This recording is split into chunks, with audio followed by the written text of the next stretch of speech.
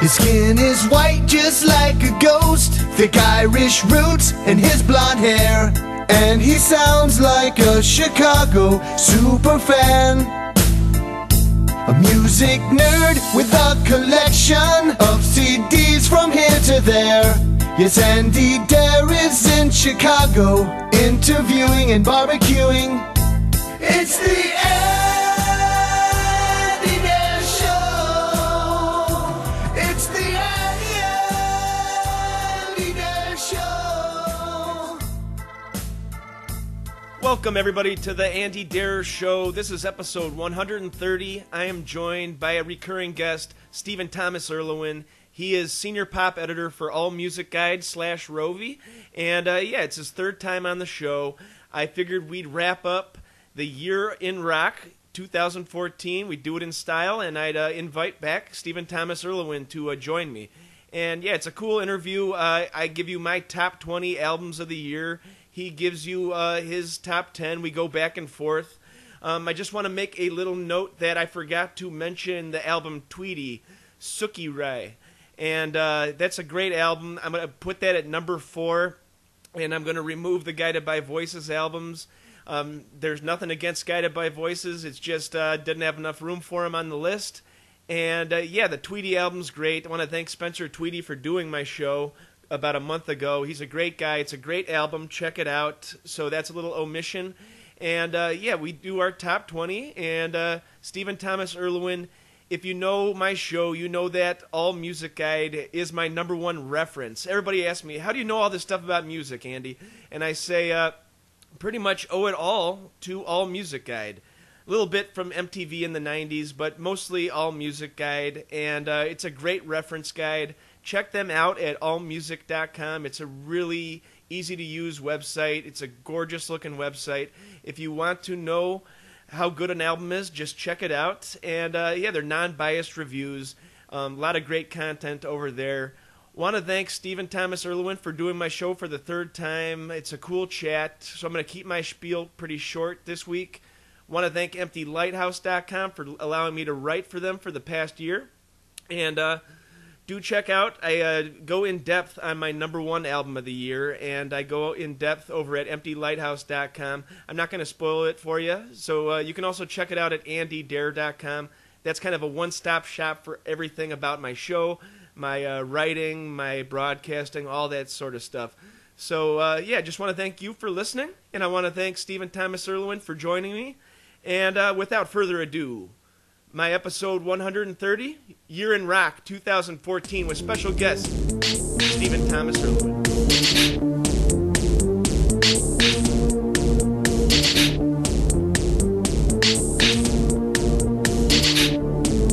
Hey everybody, thank you so much for checking out the Andy Dare Show, episode 130, my last guest of the year, Stephen Thomas Erlewine. How you doing, buddy? Doing well. Thanks for having me again, Andy. No problem. Yes, he is editor for All Music Guide. Check it out, allmusic.com. And, it's a great website. I've been going there for over 10 years, but I've been reading the books for probably 15 to 20 years now. And, how are things over at All Music? Things are going pretty well so far. It's been a pretty busy year in music in general, so I think that just trying to keep our heads above water is pretty good. Nice. Yeah, I figured we'd do a year-end wrap-up, which I think we've been doing the last couple of years now. I figure you got some expertise on the subject, so I thought we'd discuss the year in music, and then we'd finish up. I'd give you my list, and you can give me your top 10 as well. Are you out in Austin, Texas, right? I've recently relocated to Madison, Wisconsin. So, you're back to Madison. Okay, cool. Back to the Midwest. It was a great run in Austin. So. And bringing up Austin, Sonic Highways, definitely I think it's the best miniseries I've seen about the subject of music for quite a while. Say what you will about Foo Fighters, you don't even have to be a fan of the Foo Fighters too much to just see all the effort they put into all these interviews. I mean, the whole miniseries, they must have done nearly 100 interviews for the thing, right? That's my understanding, yeah. So what did you like so much about it? Well, I figure, they did an episode for every song on the album, which is 8 songs, so 8 cities, and they really went in depth as far as going to the city, seeing the music that matters, what made it the city, what made it, a place to check out. Chicago being the first episode didn't hurt, Have you been watching it, or? I haven't had a chance to watch it much. It's just been a very hectic fall, but I've heard a lot. I've listened to the record and read tons of press around it. So. Gotcha. Yeah, and that Austin episode was great too. Austin City Limits, they recorded there at the sound stage. When you were in Austin, did you ever check out an Austin City Limits? Yeah, I had been there several times. I think my favorite show there was either Dwight Yoakam or Jack White's ACL performance. That's awesome. Which was aired on the show, but yeah, that's a terrific venue. It's a great sound from almost any seat in the house. Sure, and I love they're going backstage there, and they're trying to find instruments to use, and they find this old piano that's been covered with like a rug and all this. It's pretty much just used as a storage item now, this huge grand piano. And they go, yeah, that's I believe Elton John played on that one, and then Ray Charles had played on it, so they dusted it off and they used it in the recording. And it's just kind of a nice thing. Like, Dave has respect for all these different eras of music. No matter, I know he's just alternative rock on his albums, but you can tell that he's got a palpable, sense of love for soul, for all the, they talk about hip hop in the New York episode. They talk about, yeah. I think that he, at this point, the way that alternative rock has sort of settled into the mainstream, I think he's a key figure in that. Like, he seems to be flying. And one of the interesting things I think about how he's presented Sonic Highways is that he's bringing a lot of punk and hardcore punk into like the realm of big classic album rock. It seems like he loves both with equal measure and finds a little bit of tries to find a common ground with both this and the Sound City project that he did last year. Sure, and like in 1994 when he started the Foo Fighters. And I thought it was cool that the debut episode of the series coincided with the 20th anniversary of the night he went in the studio by himself to record that first album. Back in '94, there was definitely a divide between classic rock and alternative rock. There was no friends between the two things, and maybe Nirvana had a part in that. Even though they did, like that classic rock, it was just more of an attitude of, oh, we're not that rock dinosaurs that Led Zeppelin and AC/DC and Boston are a part of. But now it seems 20 years later, it's all mingling together beautifully. And yeah, as I said, he's got hip hop stuff, he's got soul, he's got that punk rock stuff that was on the LA episode. And in Chicago, went to go see Steve Albini, which I had the pleasure of doing in 2011. And yeah, I heard that Albini was going to be on it, and I said, oh, he'll be lucky to get 45 seconds on the thing. He gets a whole 20 minutes. Oh, fantastic. So, yeah, and they go all into his history with Big Black and Rape Man and all that stuff, and Shellac. So yeah, I thought it was.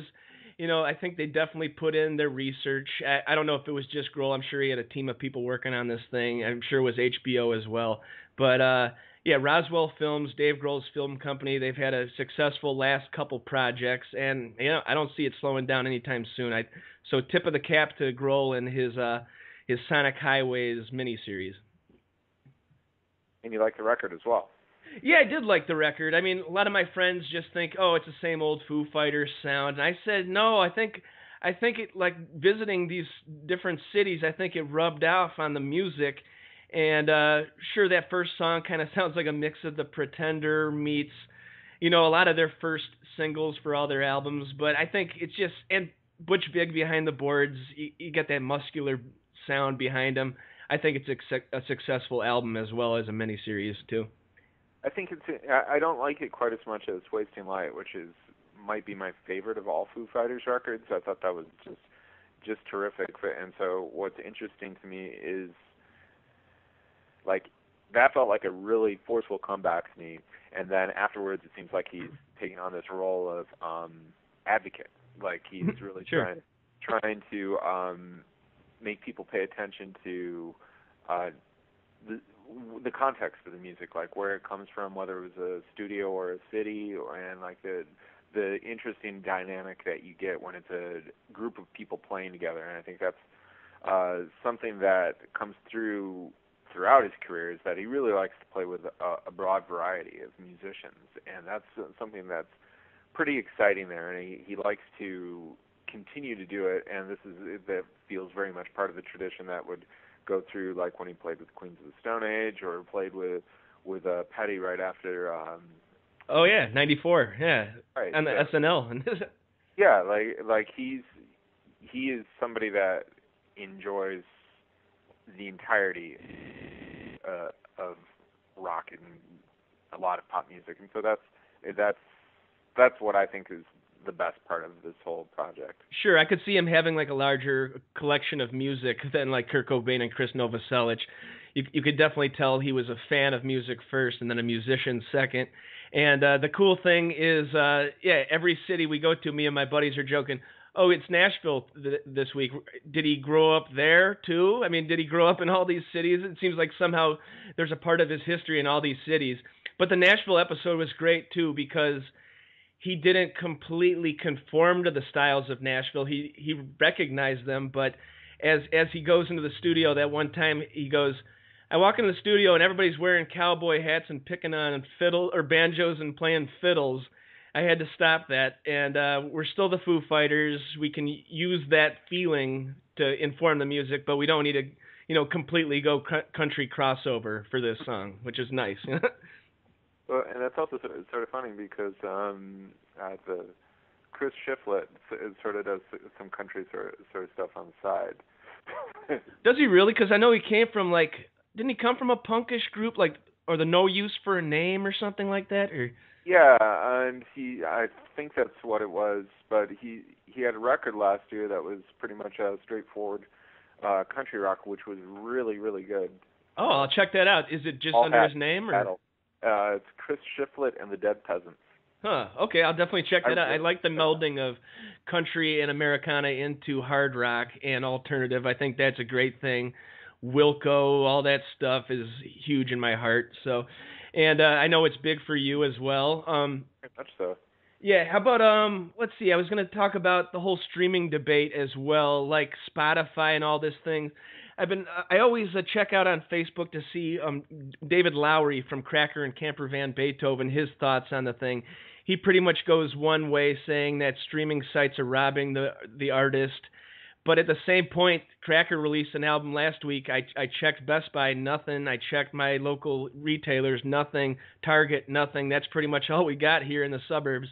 So I got to get it from their website or iTunes or streaming. So I don't know. I think it's like an inevitable thing. How are you feeling about the whole Spotify, RDO, all that stuff? Well, that's fascinating to me. Do you subscribe to any of these services? We have a playlist for my show featuring artists that I've interviewed on Spotify, but I just got the free Spotify thing. I've got 4,000 compact discs. I've got a ton of vinyl.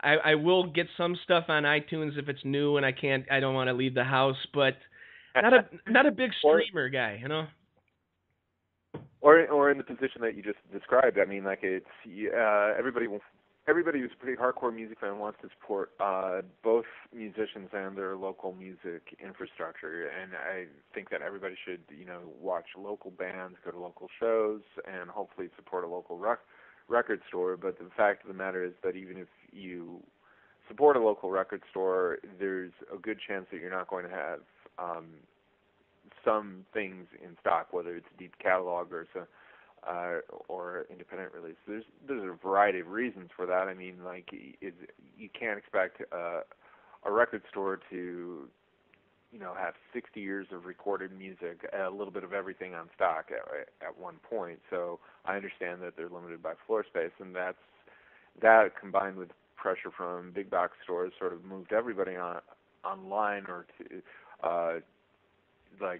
places like Amazon before, or iTunes even took hold, or streaming. And so you are going to get into this position where you can't find the music you want unless you are going to iTunes or going to a streaming service. And I think that there are some problems with not just performer but songwriter and sideman compensation. But I do think that you can't ignore that. Sure. No, you so can't. Many listeners are moving towards the streaming, and I do enjoy streaming. For a number of different reasons. It's because there are things that you might just want to check out. It might be new, it might be old, and it's nice to go to a place that is giving some royalties to the artist. It's not much. That's true, and it is. There's problems with the business plan, and so I also understand Taylor Swift's position of wanting to have the premium tier be the place where her music is available, which is true on Rdio and Beats. You can hear Taylor streaming, not 1989, but previous records, if you are a subscriber. And I can understand the wanting to make a difference in the tiers, and Sure. So there's a lot of different factors to it, but I think that it's very difficult to try to buck the will of a consumer, which is different than saying that all the illegal downloading is fine. It's more that you should see that, like, the illegal downloading was a sign that people wanted to get digital files quickly. And right now, if you have a decline on digital downloads and a rise in streaming, it's pretty clear how people are starting to move. And there's not much you can do once that kind of shift happens in the marketplace. It's reality. You can't put the toothpaste back in the tube, as they say. Yeah, the cat's out of the bag. And but has there been a marked decline in piracy, like illegal downloading, since the streaming sites? Do you know? There was pirating took a hit first with official legal downloads, and then it took an even bigger hit with streaming. It's not. It still exists, and there's file trading services, but sometimes that's more for rarities. Sure. In terms of, if you're going to go listen to the new D'Angelo record and it's streaming on Spotify, why would you choose to legally download it if you can just stream it? You go for its ease of use for almost everybody. It'll be an interesting experiment to see the D'Angelo CD if he does. I think you put on Facebook, if he does sell much, he might actually sell, even though he's got him up as streaming simultaneously, correct? Yeah, and it's the first of these surprise albums that has it on streaming along with purchasing. And I believe physical is coming pretty quickly as well, which is also unusual. There was a bit of a delay for Beyonce. And so I think that's also smart because he has been away for a long time. 14 years is a very long time, and people may not even know who he is, or they just want to sample at first. And it's the kind of record that you hear once, you want to hear it again. It's a really excellent record. Yeah, I listened to it last night. A lot of different things going on there. Very dense, kind of like the Roots. He's Questlove's on it and all that stuff, distorted and stuff and psychedelic. I think he's on the vanguard. I don't know what took him 14 years. I know he was in trouble with the law. I'm sure drug use and all this stuff took its toll. But yeah, he sounds better than ever. And it was tough because I didn't know where to put it on my list. That's why everybody was asking. I write for a website called Empty Lighthouse. They needed my list like the first week of December. And it's tough because a lot of times you get the surprise releases, right in time for the Christmas shopping season too. So. Yeah, the Charlie XCX album is also another one that came a little bit too late for a lot of lists, but it's another really good one, and it's tricky. Like, from my point of view, it can be very easy to overrate a record or underrate a record upon that first week of listening, and sometimes it's best to live with it before you properly put it on the list. And it's not like either of those are wanting for attention right now. They're both deservedly getting a lot of press. So. Sure, I'll never hear the end of it for putting on, I think it was 2 years ago, Chief Keef. He was making all these headlines in Chicago, like a 16-year-old rapper, a thug rapper. And I got the album, I listened to it like twice. I thought it was really different and cool. put it way up on my list, and basically didn't listen to it after that list was published at all. So yeah, that can happen too, where you overrate something just because it came like perfectly right before the year's end. But yeah, I thought we're gonna wrap up this year. How about like a deluxe reissue that caught your eye, that was your favorite, like the most unearthed gems on a deluxe reissue for 2014? Well, there's a couple ones that really got my attention. Of course, the Bob Dylan and the Band Basement Tapes Complete was really terrific. A lot of that has been bootlegged before, but nothing approaching this level of sound quality. It's fantastic, and also the sequencing and presentation told the story really well in a way that the boots never did. The Zeppelin reissues they sound terrific, and the bonus material is somewhat of a variable quality. I like 4 is all alternate takes and mixes, but doesn't add much. But 3 has a lot of really fascinating alternates where you get to have a really good sense of what the band dynamic was, and also what Page did in terms of production.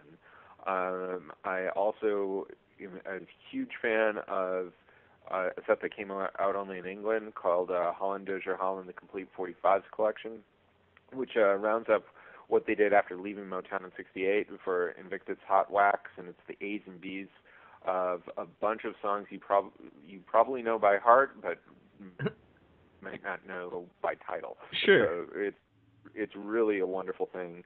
And the Bruce Springsteen album collection is the first time the albums have been remastered, and they sound really good, and that was way overdue. And there's also a couple other good boxes out there. There's Captain Beefheart's records from 70 to 72 came out, and those to me are my favorites. They're the most listenable outside of Save It's Milk, which I like. Sure. And I also like the Crosby, Stills, Nash Young box for the 1974 tour.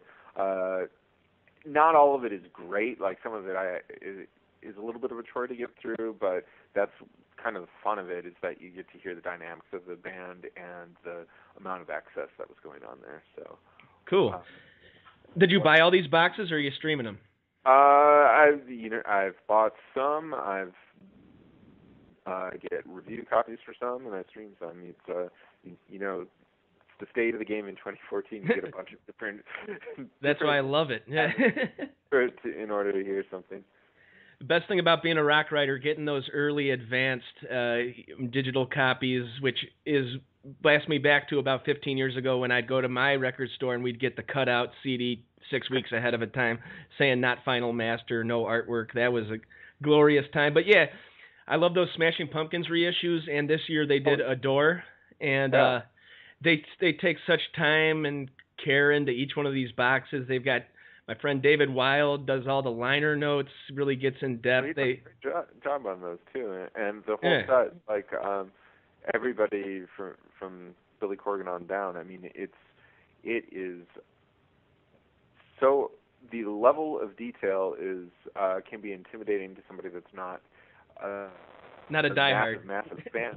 Yeah, but it's also very thoughtfully presented. Each one of those, and it's fun. Like, I didn't know the mono mix of Adore, and so that's the very existence of that is pretty cool.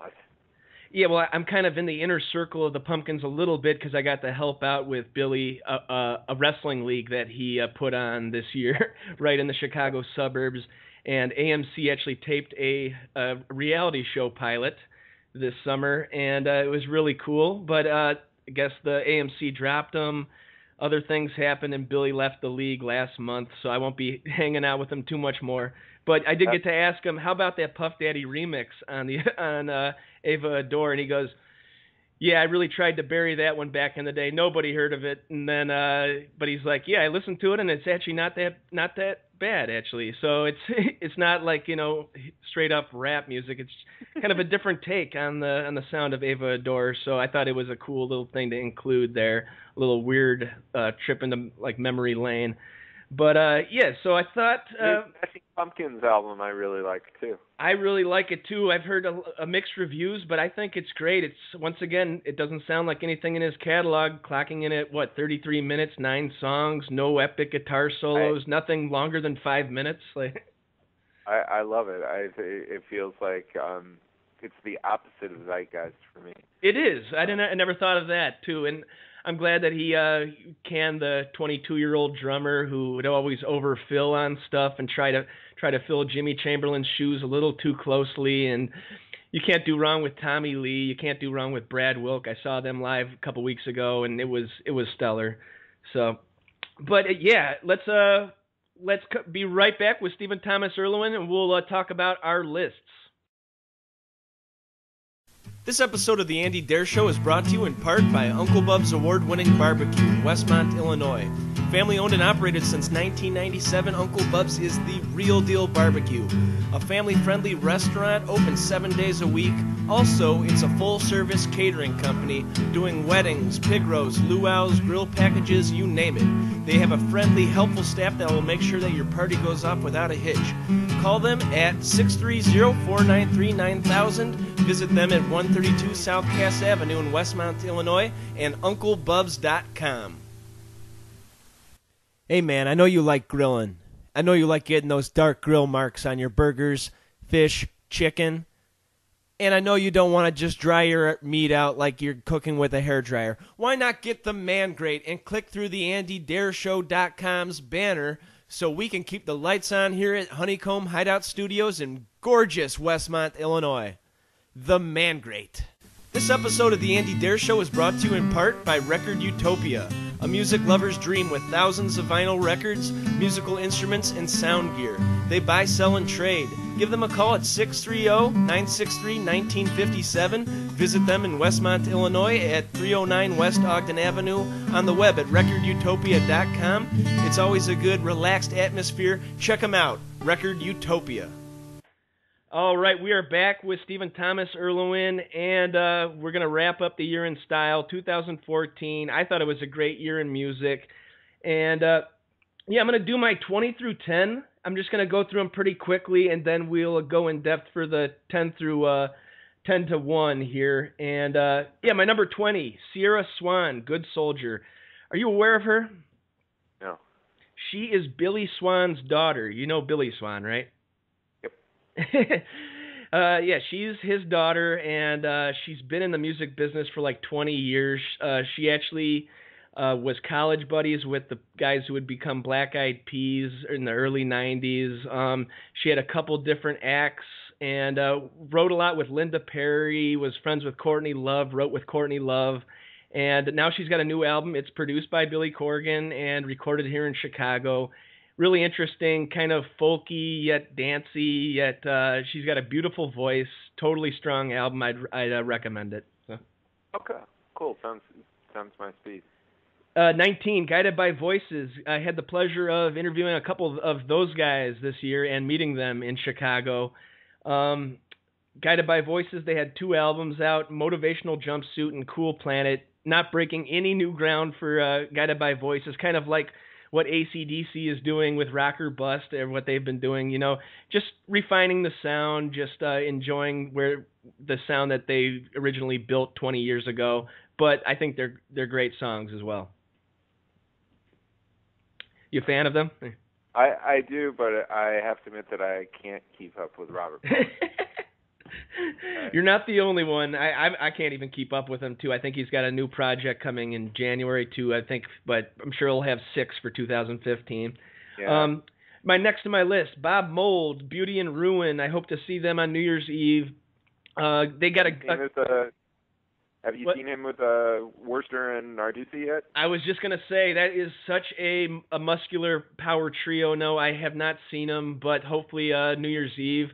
I think it's just as strong as Husker Du was back in the 80s, and I would have never thought he'd return to those levels. So. Yeah, I think this might be his strongest backing band ever, really. I've seen this lineup twice, and they're just phenomenal, and I've loved both of the last 2 records, and I'm glad to see that it's on your list as well. Those guys are hilarious too. They're not only great musicians, but they're very funny. Yeah, just great guys in general. And Narducci did my show in this summer, was hilarious. We had a bad connection, which is bad for two guys trying to be funny, but they can't hear each other. That's never a good thing. But working on that. But yeah, number 17. Another band that it sells out soccer or football stadiums in England, but I don't know if they could even fill the Metro here in Chicago. Manic Street Preachers with Futurology. No American release for this or their last 4 or 5 albums. Actually. Yeah, they didn't break in the '90s. There's no way they're even going over. No, yeah, I thought the last album was more pastoral, which I tell is rock critic for boring sometimes, but this one's a lot less pastoral, a lot. Green Gartside from Scritti Politti does a great cameo on one of the songs, and it's back to that political, angry, but catchy, soaring choruses. I love those guys. So. And I think this is one of their best. And I think they've been actually pretty consistent in the last decade or so. But like Journal for Plague Lovers is sort of where it starts to turn around. Sure. Yeah. For that one, like there's, but this one is excellent. I'm also a fan. Cool. Yeah, I guess number 16. Guys called the Paul and John. The Paul and John album's called Inner Sunset. Do you know what I'm talking about? I know what you're talking about. I love Paul Myers as both a person and a songwriter. I think he's a great critic too. I love his Todd Rundgren book, and he's a pleasure, and I'm happy to see that on your. Yeah, he's a hell of a songwriter too, and yeah, the Gravelberries. I'm going through. I had interviewed him earlier this year, or maybe last year now, but heard about the Gravelberries, saw a YouTube video, but was never expecting to find it in my store, and I found the CD in my store and we put it on. The guy who owns my store is a huge Paul Myers fan too. Read the Rundgren book, the Bare Naked Ladies book, and another really funny guy on social media, just a likable dude. And yeah, if you like Elvis Costello, Nick Lowe, Squeeze, all that stuff, you're going to get really catchy melodies and not overbearing production. Yeah. The Paul and John is a nice Beatles reference, and they do it well without sounding, too beholden. Yeah, sure. Yeah, so check it out. That's just available at their on their website, their Bandcamp. So the Paul and John. Next up, Pink Floyd, The Endless River. I played it 4 times because I play things 4 times before I put I put it away. But it's not something that I'll be revisiting with any a lot of visitations with this one. But at the same time, I was glad to see the end chapter. I think Roger Waters should have really just put his ego away and just did the last chapter with the guys, especially as a tribute to their Richard Wright, their keyboardist. And the last song is a powerful ending to the whole story. So I'm not sure if Roger ever was much of a fan of Richard in the last several decades or so, but it's true. I'm actually a big fan of this record. I think it's the most Floydian record since The Wall in a lot of ways, and it feels like it's a throwback to a lot of the it's a blend between like Wish You Were Here and the Harvest records, and it's I could see myself putting it on again because it feels like a nice coda to their entire career, and so it really surprised me. When I remember seeing like a blog about it, I was like, this is just a rumor. This cannot be true. This would never happen. This can't happen. But then it did, and it didn't disappoint. So I give points to David Gilmour. And the whole packaging is lovely with the pictures from the last sessions for the Division Bell and stuff. They did a good job on it. But the next one, Neil Young, A Letter Home, not based at all on me going back and listening to it at any rate. But I just love the idea. Neil Young's full of crazy ideas. His latest one is to do this album in a 1947 Voiceograph vinyl recording booth, and it's shaky, it's wobbly, but it feels like home, and it's a very cool idea. So. I like the record too, and I was also liked a lot of story tone.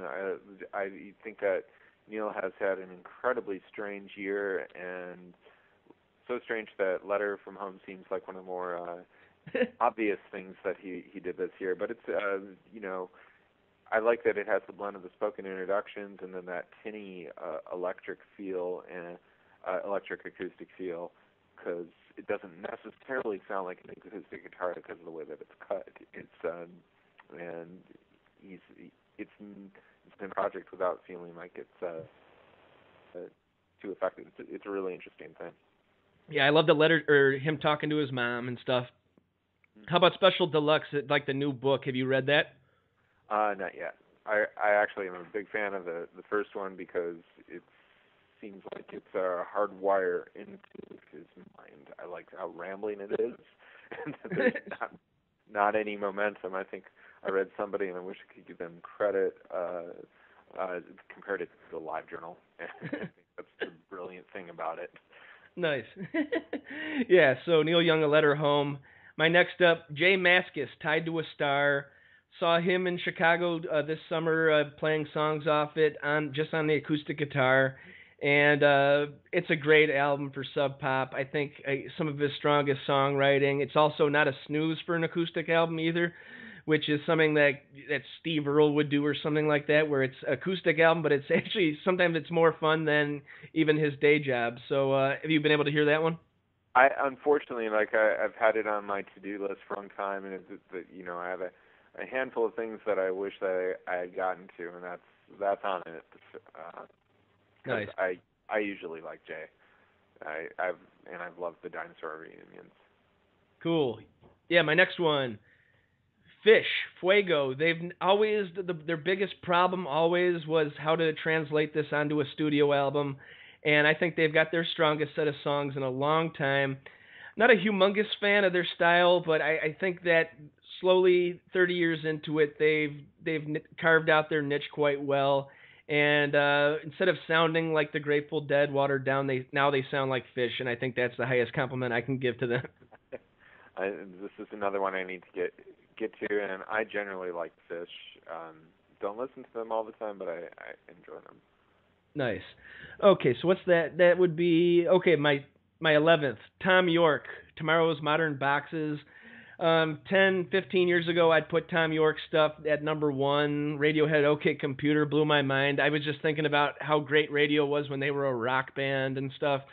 Getting to see those guys in small halls and just being like you're in on something that not everybody else is into quite yet was a great thing. This album doesn't quite do it for me, but at the same point, him doing all these electronic experiments, it's very Eno, it's very David Byrne in the early 80s. It's interesting nonetheless, and not the catchiest set of songs, but it's interesting sounds, and I like it. So it's a nicely understated record. I think it's something that it makes sense that it came out on BitTorrent because it feels like it's a small record for a dedicated audience, and that's something I like about it. Sure, that was another weird event of 2014. Him releasing it on BitTorrent. I don't see any other artists doing that yet. I don't know if it was a success, but it was cool to try something new. And he's always been a guy to try something new, even since the mid '90s. So yeah. All right, so how about our top 10 lists? Oh. If you could, you got your list handy? Or? I do indeed. All right, what's your number 10?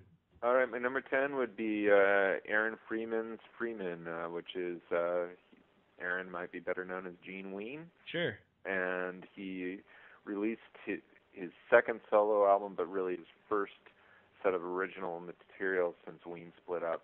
And I'd say this is one of his stronger set of songs in a long time. It's a very McCartney-esque 70s feeling record. And one of the things that I like about this album is that you really can see what both he and Mickey brought to Ween, and you sort of appreciate more of that band as well because you can see what the others did. So. Sure, that's awesome. I need to hear this one. I'm pretty sure Paul Coldery recorded it, or I think so. I'm not. I can't remember off the top of my head. I'm pretty sure, but it's one of those where it's him without the other guy, but it makes you go back and appreciate Ween even more. Cool. Sounds good. My number 10, man, the whole debacle on the release of this album totally overshadowed any note that was played on it. Give it to the guys for U2 for making headlines once again. This one, I feel like it was a negative headlines all the way around, except for Rolling Stone, of course. Rolling Stone, Springsteen and U2 can do no wrong in the eyes of Rolling Stone ever. I know they're friends with Jan Wenner and all that stuff, but it's a boys' club. But I think Songs of Innocence is strong, super strong, and unfortunately got overshadowed by the way it was released. So. Yeah, I don't have it on my list, and I think that it's, in a way, I think it's unfortunate that the album got swallowed up by the release, because it's a pretty cohesive, interesting record in a lot of ways, but it's almost like the story of the release became more interesting than the music itself. Sure. To me, it's fascinating that this is how they guaranteed their biggest payday in massive exposure. And I think that it just would not have sold nearly as well as No Line on the Horizon, even though I think it's more of a radio-ready and friendly record than that one. So it's sure. I got guys going to me on social media, how dare they talk about Joey Ramone and this stuff? And I go, actually, if you look back on the timeline, U2 is the same four guys have been together since 1976, which is pretty much the beginning of the Ramones. And I put it out there. I don't know of any other band that's been around with the same four members or the same core group of guys without any breakups, without any deaths or anything for that amount of time. You can say ZZ Top, you can say a couple other bands, but they have history. They've since 76, so why couldn't they talk about how much Joey Ramone meant to their young band? Yeah, well, two things. It's fascinating. Joey actually was a fan, and I think reportedly he listened to U2 on his deathbed. So there you go. I mean, you can never Proof's know. in the pudding. Well, that's one of the weird things about the album for me is that it is this Songs of Innocence. It's songs about being a teenager, and it's a very personal album from Bono, except it doesn't really sound like it's ever inspired from the sounds that he was inspired with as a teenager. So, it True. is like a mature reflection on being young. But then some people might have a disconnect that you are singing about Joey Ramone in a song that doesn't sound a thing like Ramone. That's true. That's well put. Yeah. But Eric Church's Springsteen doesn't sound a thing like Bruce either. That's true. That's very true. So you can't necessarily hold it to these kinds of standards. So I totally agree. How about your number 9? My number 9 would be Lana Del Rey's Ultraviolence, which as a previous skeptic on Lana, I was really impressed by the cohesion of this record. And I think that Dan Auerbach of the Black Keys wound up being a perfect producer for her because it really amplified her, noirish strengths. Nice. Yeah, I haven't been privy to much of her music, but I just keep seeing it, and I'll definitely have to check her out. I feel like, with Dan Auerbach, I can't see how you'd go wrong. She's got her own style. Does she write the songs or no? Oh, she does write. I think that's one of the things that, it's sometimes she gets denied a sense of agency. Like, people assume that she's just a puppet, but she's you put the two records together, and it's very clear that this is her vision, and she's articulating it very well. Auerbach has had a really good year as a producer because of the Nikki Lane album that he did. That's her debut. She's an Americana artist. That also is a really good record, and it's a good sounding record. Nice. Not to mention his day job too. They had a great album as well. My number 9 is a Chicago guy. I previously mentioned Steve Albini and his group Shellac. Dude, incredible. Once again, like Guided by Voices, not changing or doing anything to their core sound, but becoming really tight, almost like a jazz combo. It's a trio, and they lock in so much on these 9 songs. And Albini is just crazy as ever, talking about surveyors. He got into the mind of surveyors in the early 1900s. How if you were a surveyor, you pretty much picked out what land you wanted, and you kind of you kind of took a pen and drew what you wanted as far as your land. And another weird thing from Steve Albini, but yeah, likable guy and interesting sound that sounds like nothing out there. Yeah, I still haven't had a chance to check it out, but I've read reviews and I've had friends that I know are quite into this one, and it's good to. I also love the album cover to it. Oh yeah, good album cover, and if you like booming drum sounds, you can't go wrong with Albini's drum sounds ever. Very true. How about your 9 or? I think it's or 8. It's an opposite of Albini with Stephen Malkmus's "Wig Out at Jagbags," which is, I think, maybe his best solo record. It's really lively and song oriented. Laureate, isn't that a song on there? Yep. That's a great one, and yeah, it's a backwards looking album into. I feel like it was another kind of his songs of innocence as well, and yeah, the Jicks are really tight combo now. I don't think we'll ever see a Pavement studio album again. I think those guys have all kind of done their own thing. I've talked to Bob Nastanovich. Now he's more into dog racing and stuff like that. So I think they're all dispersed throughout. But Malcolmus was kind of the central figure for those guys, and he'll be doing his thing forever. Yeah. Okay, my next on the list, the previously mentioned Smashing Pumpkins with their latest Monuments to an Elegy. As I said, it's a brief album. It's got both the hard rock that you're used to. It's got the New Order-ish kind of Euro 80s synth pop stuff. It's got there's that one song, Run to Me, which sounds straight out of the Killers, which is interesting because the Killers bassist is now joining them on their tour. And all in all, great songwriting and really focused effort. I don't know. He's planning on another one next year. I don't know if that's going to be the flip side of the coin, as you said, like Zeitgeist. Maybe that one will be his return to the rock power. But this one rocks hard enough for me. And I love how the last song, Antihero, kind of brings back that Glory Days rock sound that they had for so many years. And it's a great fit with Tommy Lee behind the kit. Yeah, as I said earlier, I'm a big fan, and I like that. He's gone for brevity. It did a bunch for him. Oh, it definitely did. How about your next? My next would be Robert Plant's Lullaby and the Ceaseless Roar, which I think is an exceptional record. Kind of grows out of the Band of Joy record, except more English and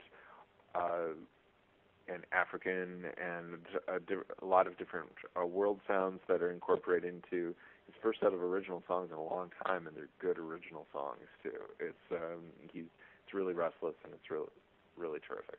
Yeah, they're really strong songs. Who's his drummer now? Do you know, or does he keep one drummer? Not sure off the top of my head. Huh. I would like to notice that because I did like the drum sounds and just an interesting record all around. And I always loved his work with Alison Krauss as well.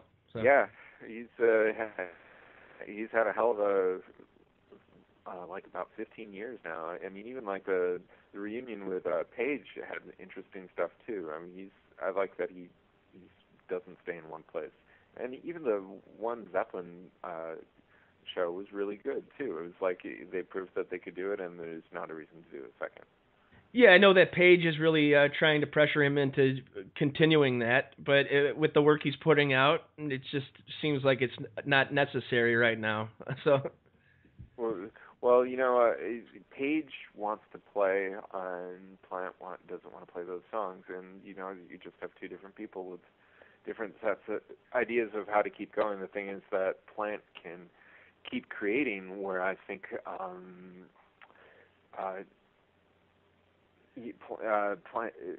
Page needs people around him more. Or?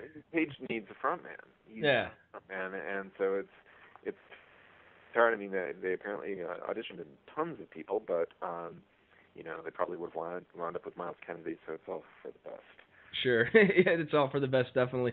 Yeah, my next one, Chicago guy again, Common with his Nobody's Smiling album. I think it captures, the violence of Chicago beautifully. It's a very dark record. It's his darkest No ID makes the productions behind him. An early friend of Kanye West, all that gritty songs.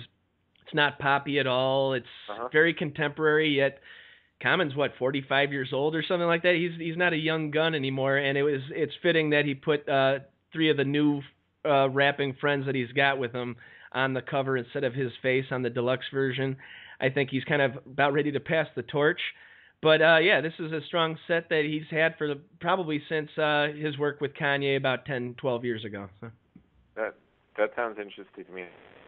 I haven't heard this one, unfortunately. Nice. How about your next?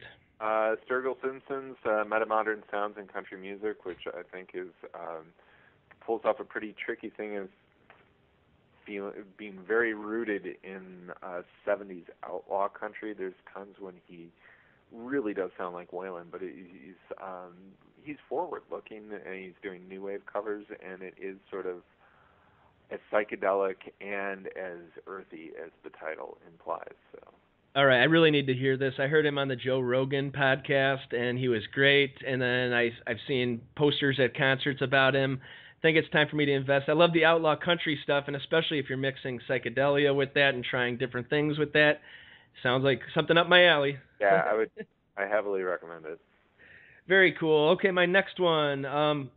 The aforementioned Foo Fighters with their Sonic Highways. I think it's a nice update of their sound. As you said, Wasting Light was kind of a turning point for those guys. But this is an album where it's only 8 songs. It's kind of brief, yet they're trying different styles for every song. I really liked the Nashville song is called Congregation, and I think that should be a hit. If it's not, it's poppy, yet it's got that Americana sound to it.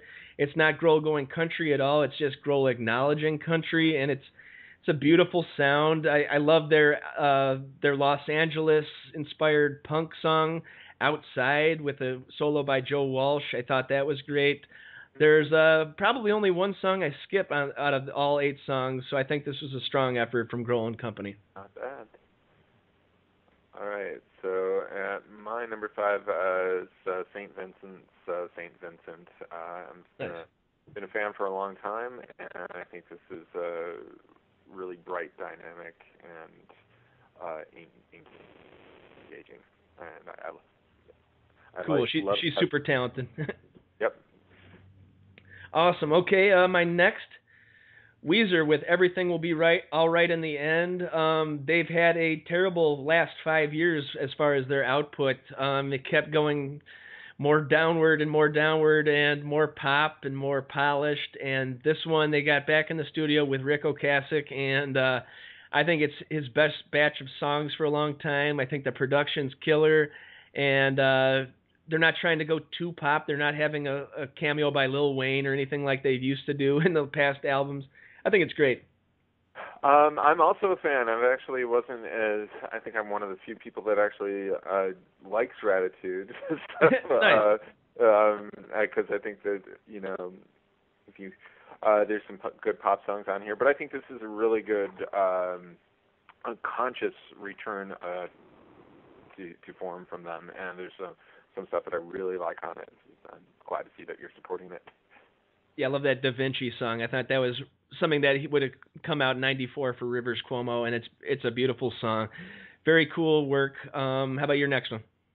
My next one would be Wilco Johnson and Roger Daltrey's Going Back Home, which has the Dr. Feelgood guitarist recording a bunch of his old songs plus a new one or two with Daltrey. And at the time that they recorded it, they thought that Wilco had only months to live, if not weeks, and right around the release, it turned out he was misdiagnosed, and they operated on him later, and he's come through with this very rare form of cancer, and so it looks like he's going to survive and make something else. But this one, it was recorded like this was the last thing that he was ever going to do, and it just tears it up. It doesn't sound morose or bleak. It's like this is like they're rocking for Blue. or this is the last thing he's ever going to do. And what's great is that it feels like it's older men revisiting the songs with real gravity, but with a lot of muscle and balls. I love the record. So. That's awesome. So it's not sad like Warren Zevon's last album? Not at all. Nice. It's fiery. So. Nice. My best buddy, his dad was on an airplane, and he sits down. And he looks like next to him. He's going to L.A. from Chicago. It's Roger Daltrey, and he's nicest guy ever. They talked for 2 hours straight about everything. Couldn't be nicer. So it's good to hear. My next one. Been a long-time fan of this guy, Damon Albarn with Everyday Robots. It's a dreary album, but it's a forward-looking album. It doesn't sound like Blur. It doesn't sound like Gorillaz. There's no hip-hop. There's no Brit-pop. There's no... it's his own style. I mean, he's been doing it for 25 years now, and it's coming through that he's just got his own classic sense of British songwriting, and it's something that anybody can enjoy from a 60-year-old to a 12-year-old, I think. So. One of the fascinating things about Damon to me is that he's very much in control of all of his projects, but he's also a consummate collaborator. Like, he really does thrive with sure. somebody else, and I'm forgetting his producer here. It's the one that... Richard XL, right? Right, and they work very well together, and it's a nice, subtly shaded record.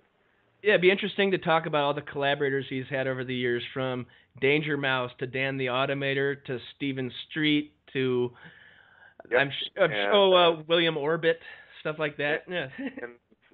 and moving from Graham Cox, and they have a distinct dynamic. The Blur reunion shows that again. Like, it doesn't sound like the Gorillaz, yet the Gorillaz sounds like Damon. So yeah, there's a continuum there, which I appreciate. Really interesting stuff. Yeah, I love it. My number 3 would be Jenny Lewis's The Voyager, which I like it as a collection of short stories, and I love it for its steeped in like 1980 sound that Ryan Adams primarily, but Beck produced one cut too that helped her achieve. It's a really great record. Yeah, I think some of the best production of the year on that one. It's got that huge late 80s vibe to it, and I love it. So.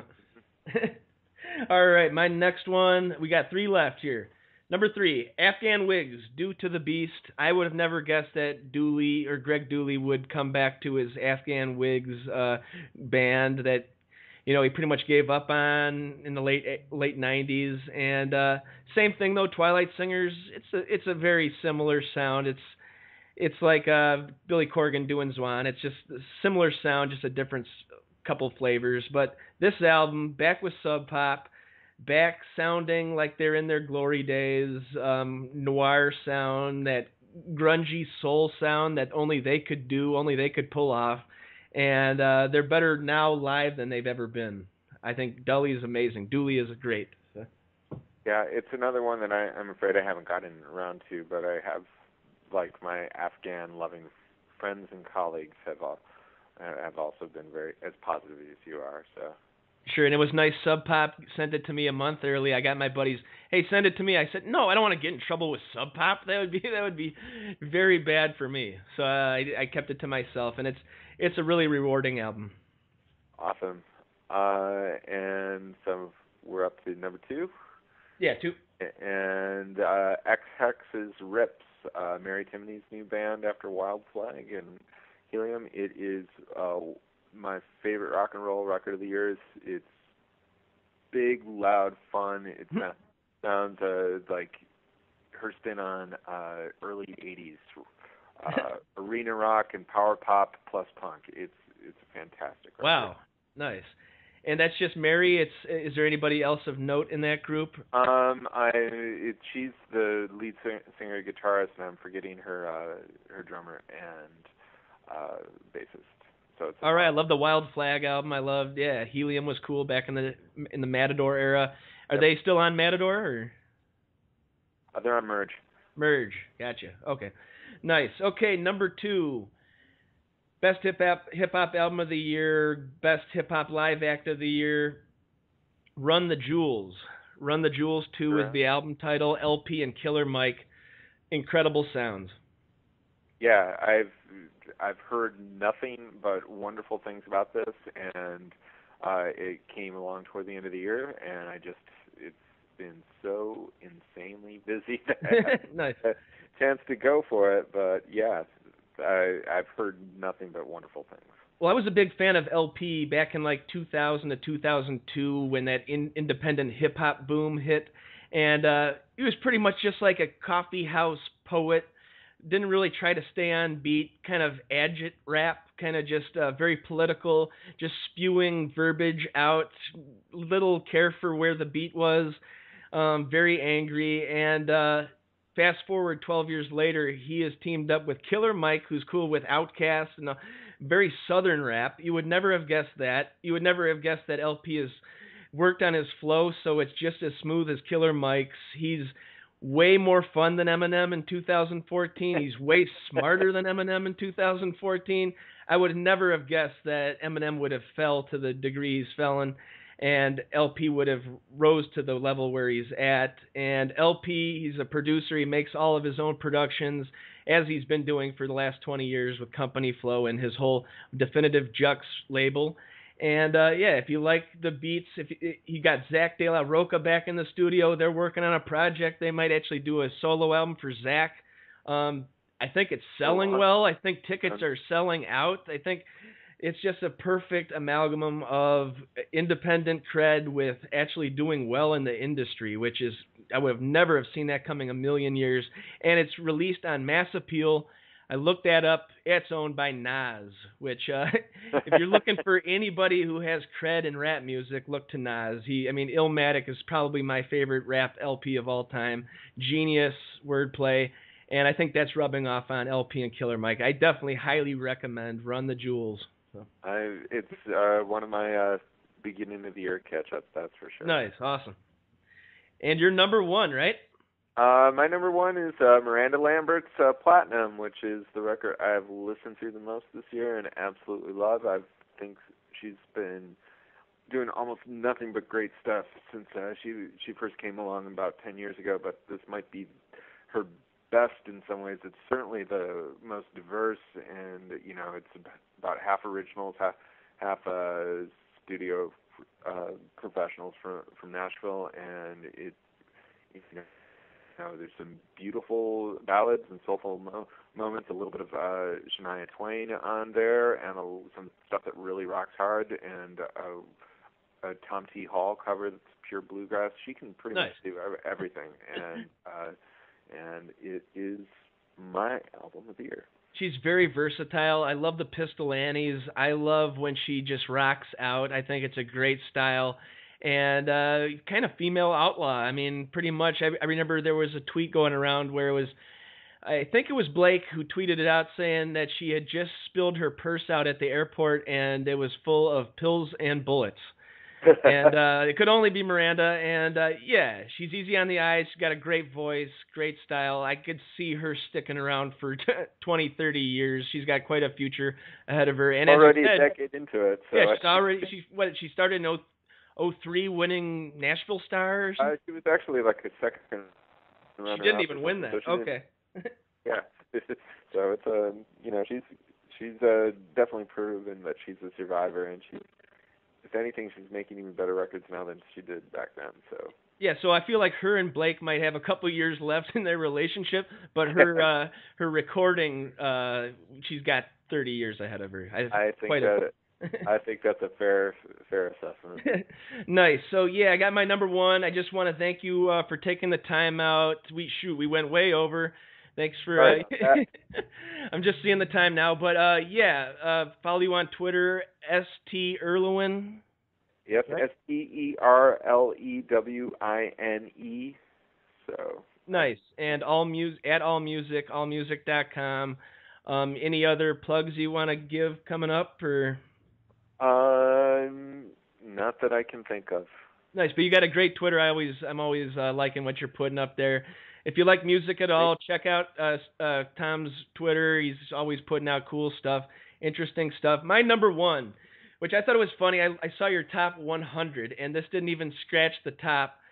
And I don't see this getting much mention at any of the things. I mean, maybe Pitchfork might give it some love, but Sun Kill Moon with their album Benji, which is really just one guy, Mark Kozlik.